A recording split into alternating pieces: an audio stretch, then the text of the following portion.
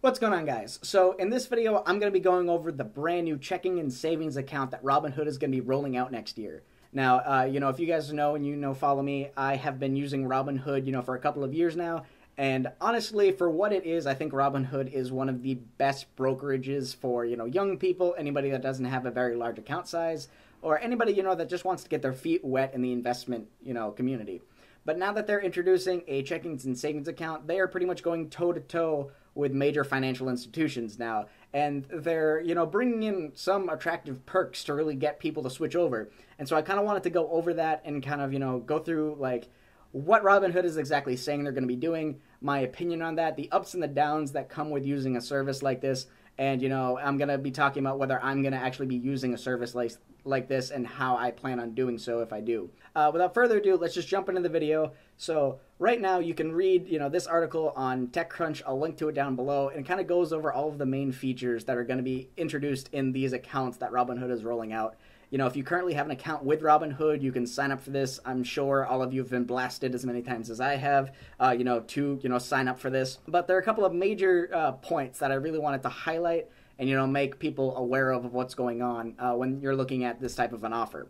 So first off, obviously what's bringing people in the door is that it is a checking and savings account that is going to be yielding 3% per year from Robinhood. Now, when you look at that, and you look at, say, a bond, and like a short-term bond, what is the point in being in a 1 to 2 year bond when you can just have your money in a savings account, not have to worry about fluctuations and whatnot, and you're getting a 3% yield on your money? This yield is also getting paid to you daily. So, like most things, it pays to you monthly, like so when you get a bond and a coupon rate, or if you're, say, in a traditional savings account and you get a monthly payment at the end of the month. This is going daily, and granted, that minute of a percent doesn't really matter. However, it is nice to just know you get it on a daily reoccurrence, and you don't have to wait, say, until the end of the month to get that like little tiny bump in your account. So that's like the first main grab. Another thing is that they're actually going to be partnering with certain ATMs, throughout the country on getting zero fee withdrawals and deposits into ATMs. These ATMs are going to be the ones, the generic ones that you see in, like, say, Walmart, say McDonald's, a Target, things like that. Just regular retail establishments that just have them on the side. I do not believe that ATMs such as like Bank of America and standalone individual bank ATMs are going to allow you to, just withdraw money without having a Bank of America account from their ATM without charging you a fee. That'd be really interesting to see if that happened, but I don't think until, there's a monumental shift of people towards this, if there ever is, I don't think that that's happening. But it is nice to know that you can go to ATMs even though there's going to be no standalone, Robinhood ATM out there. I think that's definitely a good perk and something that, a lot of people will, care a lot about, because if you're going to be, this 3% is great and all, but if every time you need to take out cash you're losing a couple of bucks, odds are you're going to be losing money net. So that's something that's really important. Another thing to keep in mind is that there are no maximum amount of transfers or, auto transfer fees. So, like, for example, like if you go and you get an overdraft fee, if you say use Bank of America, you're going to be charged $35 to like $60. And generally, if you're someone that's swapping in and out of your savings and checking account, relatively often, you're someone that's, you're probably young, you're not making a lot of money, you are, living paycheck to paycheck, or you're in some, financial tight spot. If you get hit with an overdraft fee, just because you're over by like $1, that can severely damage, your current financial situation. And so I think that is a definitely great perk, and this is definitely focused around, younger people, people that actually, will be taking money in and out of their savings account relatively often, because, honestly, if you're, relatively stable financially, you don't need to be accessing your savings account that frequently, at least as far as withdrawing from it. But it is nice to know that you don't get hit with an overdraft fee.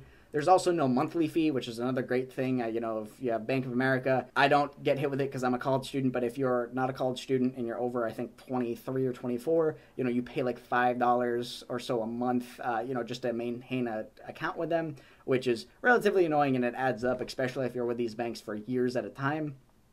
So that's really nice. And also, something to keep in mind is that the upsides with Robinhood, are the same with their broker, but it's also the downside is that there's no real, like if you try to contact their customer support, as anybody that knows that has gone through Robinhood's customer support, it is not great. You deal with just, robots and different AIs that are trying to interact with you like a regular person would, and it's just not great. Anytime that I've had to, get a hold off of my account or anything like that, it's generally taken about a week for things to, really settle. So that is annoying, and so that is something you're going to have to keep in mind, especially if you need your money, really quick, and for some reason your account gets locked. That's something you're going to have to worry about. And the biggest thing to, really worry about in my mind is that because this is through Robinhood and it's not through, a traditional bank, it doesn't have the same type of insurance. So these accounts are going to have SIPC instead of FDIC, and realistically what that means, and I'll link to an article that kind of goes into the differences between the two down below, but essentially this means that you get a different amount of money, guaranteed for your insurance. And so like in a traditional bank, with the federal deposit insurance, you get $500,000, and that is just cash that you at any point in time can grab out of your account and walk away with. In this sense, you can only get $250,000, which, if you're someone my age or, largely who I think will be using this product, I don't think that even comes close to the average account size that people are dealing with. But if that is you and you are using Robinhood, that is definitely something that I would definitely consider, because I do not want to, have, a large portion of my money just left on the table, assuming I, need to take out cash quickly. If anything happens to Robinhood, I want to be insured of all of the money that I have in them. So that's something you definitely need to keep in mind. But all in all, I definitely think that is, a pretty, understandable situation to be in, getting this type of a service from a company like Robinhood. And so I wanted to go over exactly what I'm doing with this service. So I did sign up, in fact, for the checking and savings account.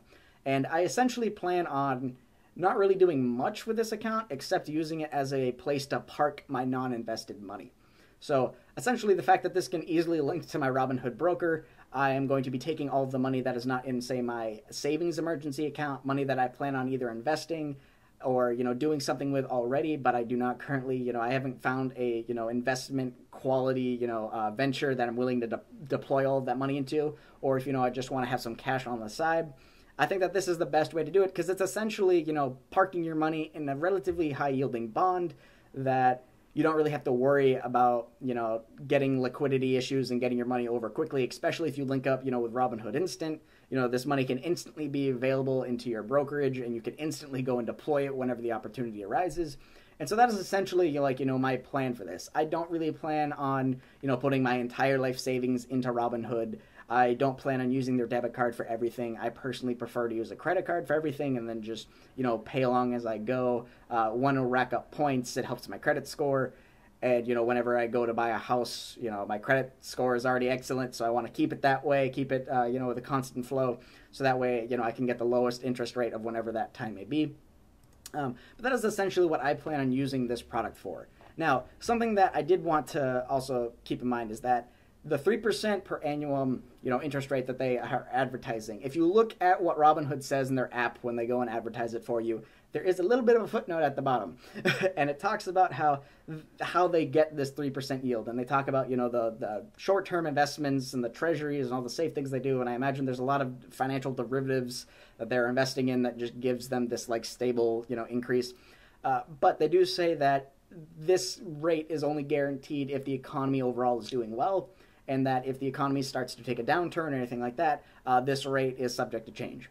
So essentially what that means to me is that if we hit a recession, or if anything goes wrong with the economy, or if it's not great for, interest rates and interest rates aren't going up and things like that, I essentially think this will quickly go to zero. I think it will be, maybe could possibly go up another percent.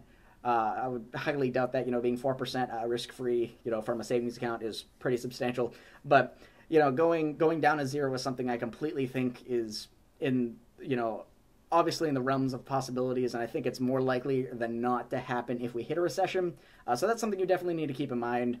And also, with the way that Robinhood makes its money is it realistically sells your data. So I imagine they're going to be selling your data with what you do with, they already sell your transaction data to investment banks. So obviously any of you that have tried to day trade with Robinhood, you try to, buy at market, and for some reason, every time you do it, you have, pennies and pennies being whittled out of your account. and then when you go to sell it on market, pennies again go whittle a little. Obviously, if you're only doing a couple of shares, but if you're, you don't really have to deal with that. But if you're making a $10,000 transaction back and forth, you're going to get some slippage because they are directly selling your data to the investment bank. That will just be kind of like skimming some off the top, both ends. Such as the financial markets, unfortunately. But I definitely think there are going to be some things along with that as to why they're giving you this yield. So definitely, keep that in mind when you plan on doing it. Like, do you care about your data? Do you care about, other banks exactly knowing what's going on with your money and things like that? But that's about it. That's just, those are my initial thoughts. If you guys have anything, that you found out, make sure to leave it down in the comment section below that I might have missed. This is a product that I plan on, experimenting with, and I'll definitely document, my, usage of whenever I get the card, and I'll, try to use make a purchase with it every now and again to see, like, how reliable Robinhood really can be in that sense. I think they'll be fine. I like Robinhood as a company. I like the way it's going. It'll be really interesting. They did just hire an ex-Amazon executive as their new CFO, so that way they can file for an IPO possibly in a year or two. That'll be really interesting. I definitely think, depending on the valuation, I might buy Robinhood. I think they're going to be, innovating a lot of things in this space, and they're a huge disruptor already. And I think, with this step third going into, I think that it's just going to accumulate over time. So it'll be really interesting. But that's just kind of my thoughts on this new, checking and savings account. Let me know what you guys think. Hope you guys got some use out of this. And let me know if you guys plan or if you've already signed up for, the accounts yourselves. Thank you guys for watching, and I'll catch you guys in the next video. Peace.